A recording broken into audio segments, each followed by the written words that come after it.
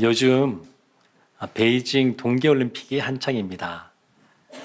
이해하지 못할 판정 때문에 많은 국민들이 분노하기도 하고 또 그 선수들이 그 상황을 딛고 일어나서 또 열심히 경기한 걸 보면서 또 많은 분들이 격려하고 또 메달을 따면 또 축하도 해주고 그런 일들이 있습니다. 올림픽을 위해서 선수들이 참 많은 노력을 합니다. 참석하는 것 자체가 영광일 뿐만 아니라 또 지난 4년 동안 이 올림픽을 위해서 땀 흘리면서 참 많은 수고를 하게 되는데 그 선수들이 올림픽이 열리는 그 베이징에 도착했을 때 어떤 마음이었을까 한번 생각해 보니까 아마도 많은 선수들이 드디어 이곳에 왔구나 그런 생각을 하지 않았을까 싶습니다. 우리가 보고 있는 이 여호수아 3장은 하나님이 이스라엘에게 그 이전 아브라함 때부터 약속하신 약속의 땅에 들어가는 요단강을 건너는 사건이 기록되어져 있습니다. 그들이 오랫동안 기다렸던 그 땅에 드디어 들어가게 됩니다. 그래서 요단강을 건너는 이 사건이 3장, 4장에 걸쳐서 자세하게 그 내용이 기술되어져 있습니다. 이스라엘이 애굽에서 나올 때에 그 애굽의 경계선을 완전히 벗어났다. 그렇게 여겨지는 것이 홍해였습니다. 홍해를 건너는 것이 그 애굽의 경계선을 완전히 벗어났다. 이런 의미라 그러면 이 출애굽의 진짜 진정한 목적은 하나님이 약속하신 약속의 땅에 들어가는 것인데 하나님의 약속의 땅에 대한 그러한 경계선이 요단강입니다. 그래서 이 요단강을 건너간다라고 하는 것은 그냥 강 하나를 건너간다 이런 의미라기보다는 오랫동안 하나님이 아브라함 때부터 약속하셨던 그 약속이 성취되어지는 그러한 중요한 의미를 담고 있습니다. 때로는 우리 삶 가운데 광야와 같은 이스라엘 40년 광야 세월처럼 강야와 같은 그러한 세월을 우리가 보내기도 합니다. 그러나 분명한 것은 뭐냐면 그 광야를 지나면 약속의 땅에 놓여 있다는 겁니다. 하나님은 하나님의 사람인 우리를 향해서 한 사람 한 사람 하나님은 다 계획을 갖고 계십니다. 그리고 하나님께서 선하게 우리를 인도하고 계시는데 때로는 광야의 인생길을 지나도 결국 하나님이 우리로 하여금 약속의 땅에 들어가게 하십니다. 오늘 본문 말씀을 통해서 하나님이 이스라엘을 요단을 건너 인도하시는 방법이 나오는데 하나님의 그러한 인도 방법에 대하여 오늘 말씀을 살펴보고자 합니다. 첫 번째 하나님의 인도 방법은 뭐냐면 기다리게 하시는 겁니다. 기다리게 하십니다.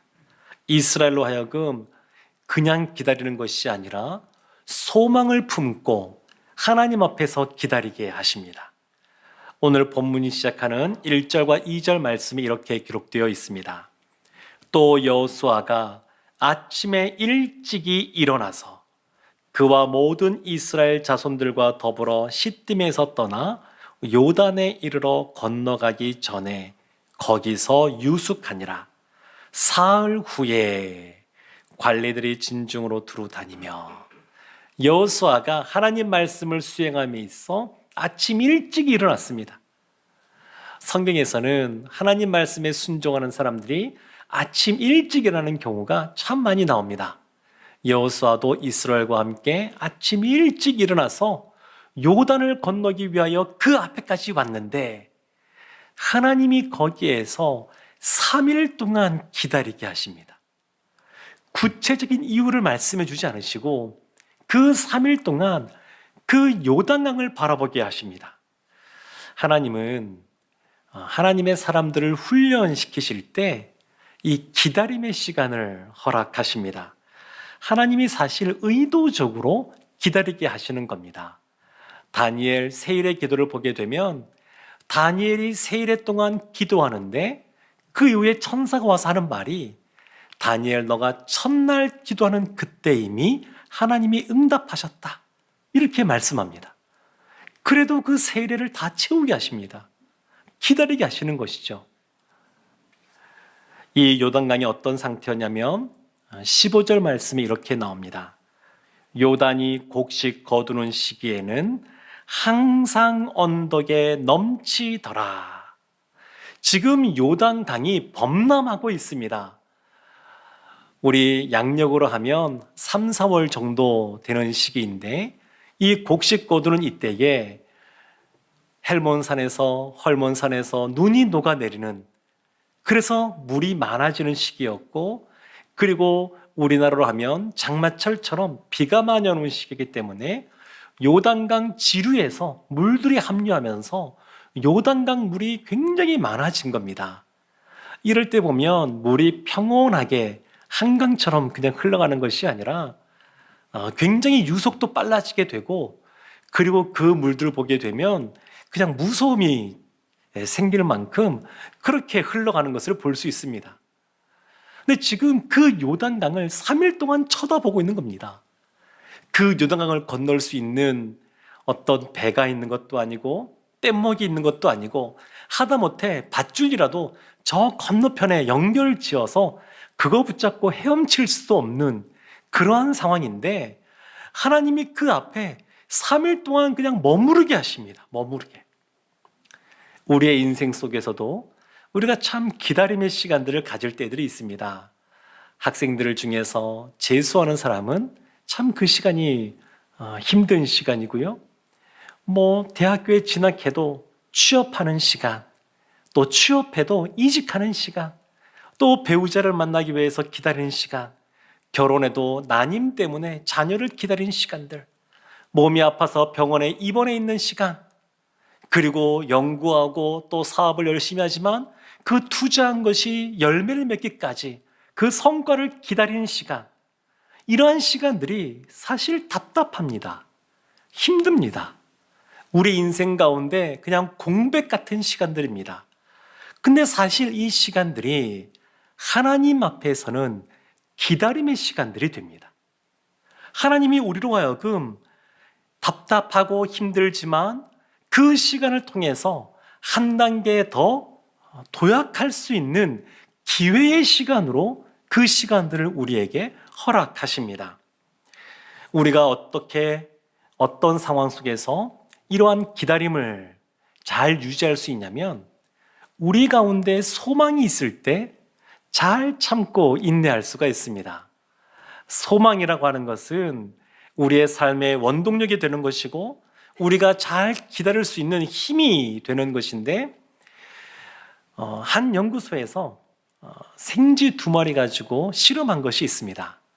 큰 수조통에 물을 가득 채우고 각각 그 수조에 생쥐 1마리씩 떨어뜨려 놨습니다. 그리고 한쪽 수조에는 뚜껑을 덮고 빛이 들어가지 않도록 깜깜하게 만들고, 한쪽 수조에는 뚜껑을 열어두고 그리고 빛이 들어가게, 산소 잘 공급되게 그렇게 했습니다. 근데 그 실험 결과가 연구원들도 놀랄 만한 그런 결과가 나왔습니다. 깜깜하고 뚜껑도 덮여 있어서 어디 나갈 곳이 없는 것 같다. 이런 상황 속에 놓인 생쥐는 불과 헤엄치던 것을 4분도 안 돼서 멈추게 됩니다. 포기한 것이죠. 근데 뚜껑이 열려 있고 빛이 비치는 그러한 수조에 있었던 그 생쥐는 무려 36시간이나 헤엄을 쳤다고 합니다. 그러니까 생쥐도 빛이 있고 나갈 그러한 곳이 있다고 여겨지면 그와 같이 또 열심을 내는데, 하물며 하나님의 창조하신 하나님의 귀한 자녀인 우리는 하나님이 우리 가운데 소망을 주셨을 때는 훨씬 더 강력한 힘을 가지고 하나님의 시간, 그 때를 기다릴 수 있습니다. 아브라함 보면 히브리 기자가 이렇게 말합니다. 하나님께서 아브라함에게 내가 반드시 너에게 복주고 복주며 너를 번성하게 하고 번성하게 하리라, 이렇게 약속의 말씀을 하셨는데, 그 아브라함이 어떻게 이 복을 받았냐면 오래 참아 약속을 다 받았다, 이렇게 말합니다. 그러니까 아브라함도 하나님께서 주신 약속이 있는데 그것을 오랫동안 참고 기다린 겁니다. 사랑하는 성도 여러분, 기다림이라고 하는 것은 배워야 되는 겁니다. 훈련받아야 되는 겁니다. 그냥 태어날 때부터 그냥 잘 기다릴 수 있는 사람이 없습니다. 이 기다림은 어떤 면에서는 하나님의 본성이기도 하면서 하나님의 성품이기도 합니다. 그래서 우리가 하나님이 주신 그런 믿음을 갖고 있는데 믿음 안에 소망이 있고 소망 안에서 하나님을 신뢰하는 것을 기다림이라고 말할 수 있습니다. 복음에 소망이 있는 사람은 어떤 상황 속에서도 어쩌면 광야 같은 길을 걸어간단다 할지라도 그 시간 가운데 의미를 다 발견하게 됩니다. 복음에 소망이 있는 사람들은 그래서 하나님의 역사를 경험하게 됩니다. 하나님은 이 기다리는 시간, 이스라엘로 하여금 그 넘실거리는 그 요단강을 바라보면서 하나님을 신뢰하고 하나님께 소망을 둘 수 있도록 기다림의 시간을 주셨습니다. 두 번째 하나님이 인도하시는 방법은 뭐냐면 언약궤를 메고 앞서 건너라고 하시는 겁니다. 하나님의 말씀이 들어있는 언약궤, 그 언약궤를 메고 먼저 앞서 건너라 이렇게 명령하셨습니다. 3절 말씀에 이렇게 나옵니다. 백성에게 명령하여 이르되 너희는 레위 사람 제사장들이 너희 하나님 여호와의 언약궤에 매는 것을 보거든 너희는 너희가 있는 곳을 떠나 그 뒤를 따르라. 제사장들이 언약궤를 먼저 메고 앞서가면 이스라엘로 하여금 그 뒤를 따르라 이렇게 말씀하고 있는 겁니다. 근데 한번 생각해 보십시오.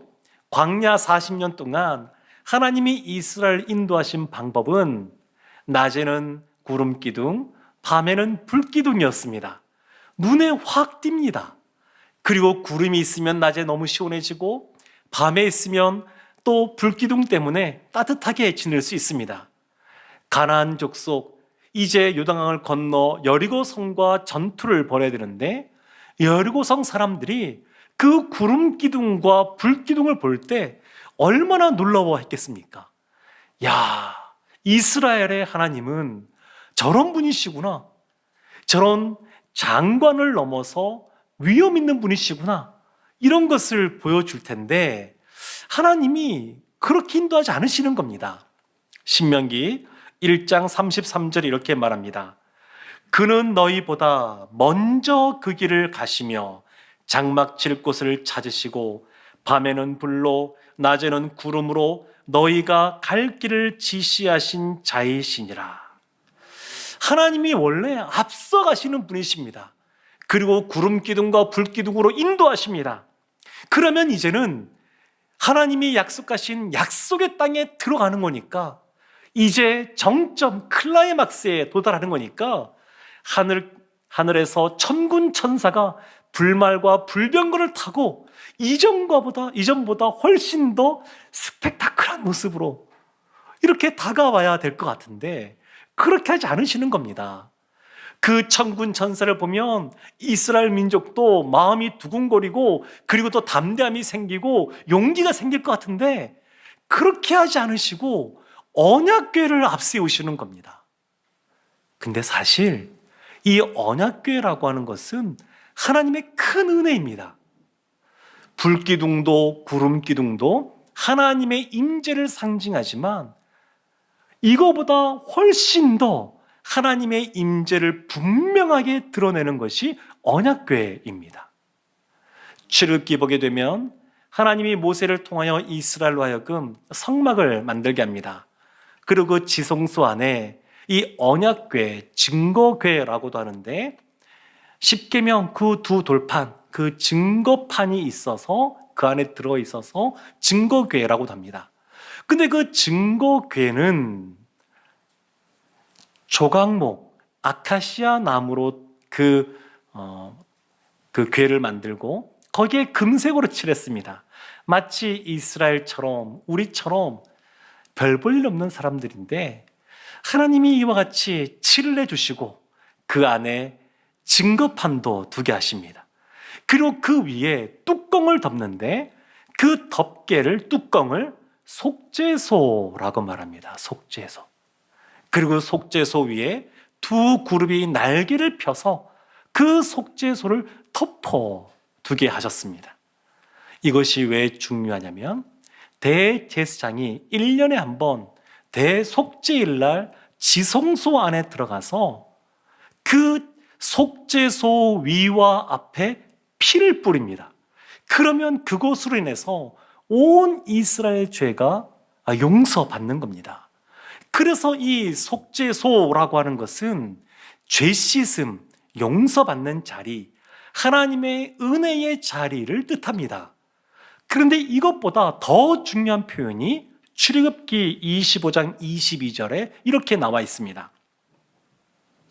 거기서 내가 너와 만나고 속죄소 위 곧 증거궤 위에 있는 두 그룹 사이에서 내가 이스라엘 자손을 위하여 내게 명령할 모든 일을 내게 이르리라.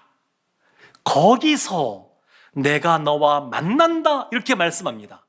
거기서 속죄소 그 위에서 거기서 하나님이 이스라엘과 만나겠다는 겁니다. 그래서 이 속죄소는 하나님의 보좌입니다. 이동식 하나님 보좌라고 할 수 있습니다. 그래서 이 속죄소 그 위에서 만나겠다고 하는 것은 약속된 시간에 지정된 장소에서 만나주겠다는 그러한 의미입니다. 지금 우리 코로나 때문에 이 전염병 때문에 온라인으로 비대면으로도 예배를 드립니다만 사실 이것은 비상 상황입니다. 비상 상황이기에 임시적으로 일시적으로 이렇게 드려지는 것이지 원래는 이 지정된 장소에서 약속된 시간에 그 하나님을 만나는 것이 중요합니다. 이것이 예배입니다.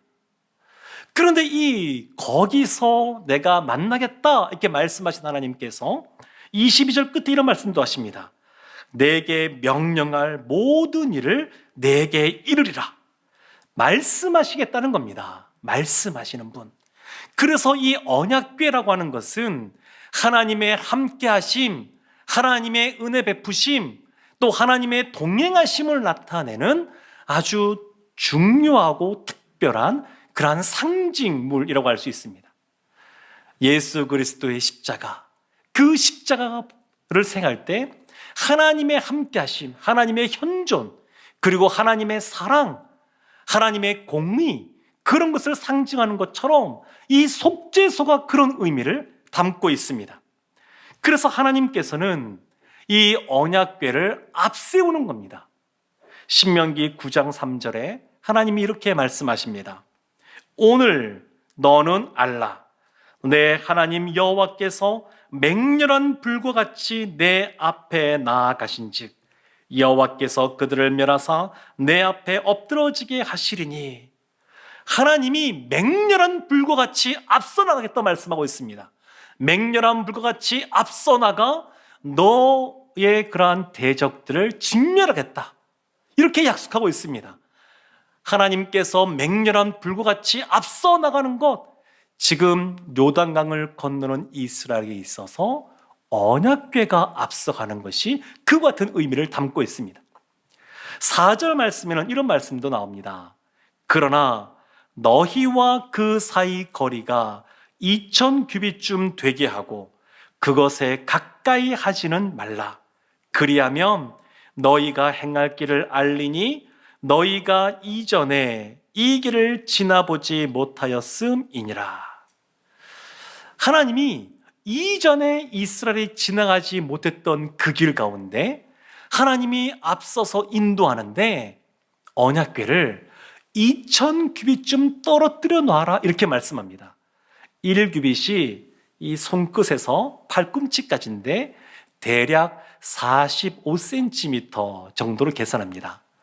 그래서 2,000규빗이면 1km가 좀 안 되는 900m 정도 됩니다. 하나님이 이스라엘 앞에 언약궤를 두는데 뚝 떨어져서 900m 정도 앞에 두라는 겁니다. 왜 그러냐면 이 언약궤에 하나님이 임재해 계시고 그 하나님은 거룩하시기 때문에 이스라엘로 하여금 떨어지게 하신 겁니다.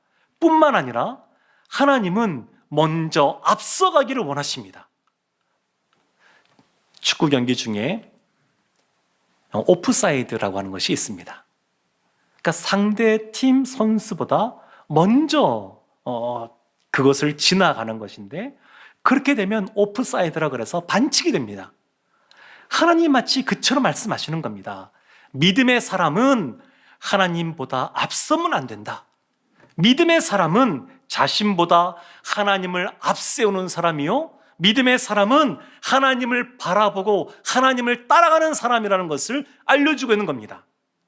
사랑하는 성도 여러분, 거룩하신 하나님께서는 이스라엘 백성을 인도하시면서 그들에게 기다리게도 하시고, 그리고 그들보다 앞서서 싸우시는 모습으로 이스라엘을 인도하고 계십니다. 세 번째 인도하시는 방법이 있는데, 그것은 이스라엘에게 성결을 요구하시는 겁니다. 깨끗할 것을 요구하십니다. 5절 말씀에 이렇게 나옵니다. 여호수아가 또 백성에게 이르되 너희는 자신을 성결하게 하라. 여호와께서 내일 너희 가운데 기이한 일들을 행하시리라. 성결할 것을 요구하십니다. 근데 이것은 여기서 처음 나오는 것이 아닙니다. 특별한 하나님의 역사가 있을 때마다 하나님이 깨끗한 그릇이 되기를 원하십니다.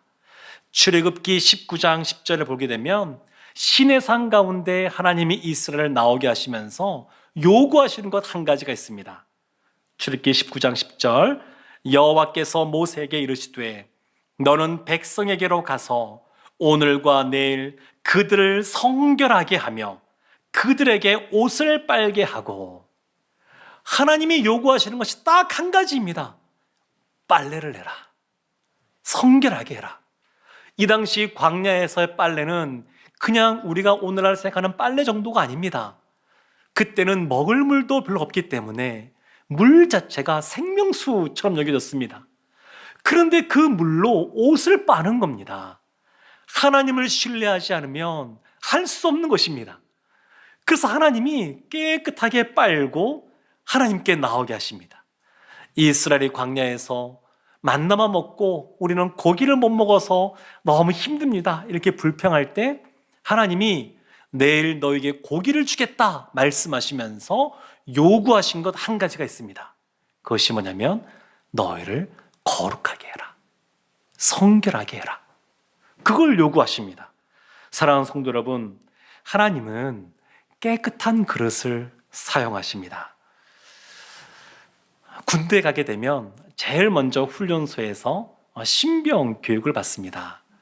근데 신병 교육 받을 때 그 훈련생들이 굉장히 힘들어하는 것은 군 문화, 명령에 복종하는 그 시스템에 적응하는 것이 어렵습니다. 그래서 훈련소에서 여러 가지 제식 훈련도 하고 여러 가지 총 쏘는 것도 배우고 하지만 더 강조하는 것이 있습니다. 그것이 뭐냐면 정신을 무장시키는 겁니다. 군인 정신을 갖게 하는 것이 이 신병 훈련소에서는 더 중요합니다. 이스라엘에게 하나님께서 너희가 성결하라 말씀하신 것은 마치 제사 지내기 전에 목욕 재개하라 이런 의미가 아닙니다. 성결하라라고 하는 것은 이제 하나님의 거룩한 전투를 앞두고 그들로 하여금 정신무장을 하게 하는 겁니다. 믿음으로 영적으로 하나님만 바라보고 의지하게 하는 그런 시간을 갖게 하신 겁니다. 사랑하는 성도 여러분, 하나님의 역사를 경험하려면 성결한 삶이 선행되어야 됩니다. 오늘 본 말씀 6절에 이렇게 기록되어 있습니다. 여호수아가 또 제사장들에게 말하여 이르되 언약궤를 메고 백성에 앞서 건너라 하매 곧 언약궤를 메고 백성에 앞서 나아가니라. 제사장들에게 여호수아가 명령한 것처럼 제사장들이 순종하여 언약궤를 메고 먼저 앞서 나아갑니다. 말씀에 순종하는 겁니다. 이스라엘이 애굽에서 나올 때 홍해를 건너던 것, 그 사건과 지금 약속의 땅에 들어가기 위하여 요단강을 건너는 것은 여러 면에서 비슷한 것이 많지만 차이점도 있습니다. 홍해를 건널 때는 하나님이 이 모세가 지팡이를 들 때 바람을 불어오셔서 이미 그 땅이 마른 땅이 되게 하셨습니다. 이스라엘이 물론 이 바닷물이 벽처럼 서 있으니까 두려움이 있었겠지만 그래도 이 땅이 갈라지고 바다가 갈라지고 마른 땅이 된 것을 보고 건넜습니다. 근데 요단강 건널 때는 그렇지 않습니다. 요단강 건널 때는 그 넘실넘실거리는 그 빠르게 흘러가는 그 요단강이 여전히 존재합니다. 변화가 없습니다. 그런데 언약궤를 먼저 메고 그 강물에 발을 딛게 하십니다. 믿음의 순종의 수준이 달라졌습니다. 애굽에서 나올 때는 마치 초신자와 같아서 그냥 그 길을 열어주시고 그 길을 걷도록 그 순종을 요구하셨지만 요단강을 건널 때는 40년 동안 하나님을 바라보고 하나님을 의지하는 신앙의 훈련을 받은 자로서 더 큰 믿음, 더 큰 순종을 요구하십니다. 그래서 변화가 없습니다. 상황이 변화가 없는데 그냥 그 물속에 발을 딛게 하시는 겁니다. 사랑하는 성도 여러분, 우리의 인생길 가운데 우리가 앞을 다 알지 못해서 답답할 때들이 있습니다. 그렇지만 우리의 삶의 지도와 같고 또 내비게이션과 같이 아니 보다 더 분명한 계획을 갖고 우리를 목적지로 이끄시는 하나님이 우리에게 계신 줄로 믿습니다. 때로는 그 길을 걸어감에 있어서 기다릴 때도 있고 때로는 또 믿음으로 그 요단강에 발을 딛는 그러한 순종의 모습이 있기도 하고 때로는 우리 자신을 돌이켜보고 깨끗하게 우리를 성결하게 해야 될 때도 있습니다. 그러나 분명한 것은 그러한 모습으로 하나님 말씀 붙잡고 약속의 말씀 붙잡고 나아가는 사람들에게는 하나님께서 결국 소망을 이루실 줄로 믿습니다. 믿음으로 하나님이 허락하신 그 길을 담대하게 걸어가며 하나님이 주신 약속의 땅, 그 땅을 딛고 하나님이 주시는 풍성한 은혜를 받아 누리는 우리 모두가 되기를 주님의 이름으로 축원합니다. 아멘. 기도하겠습니다.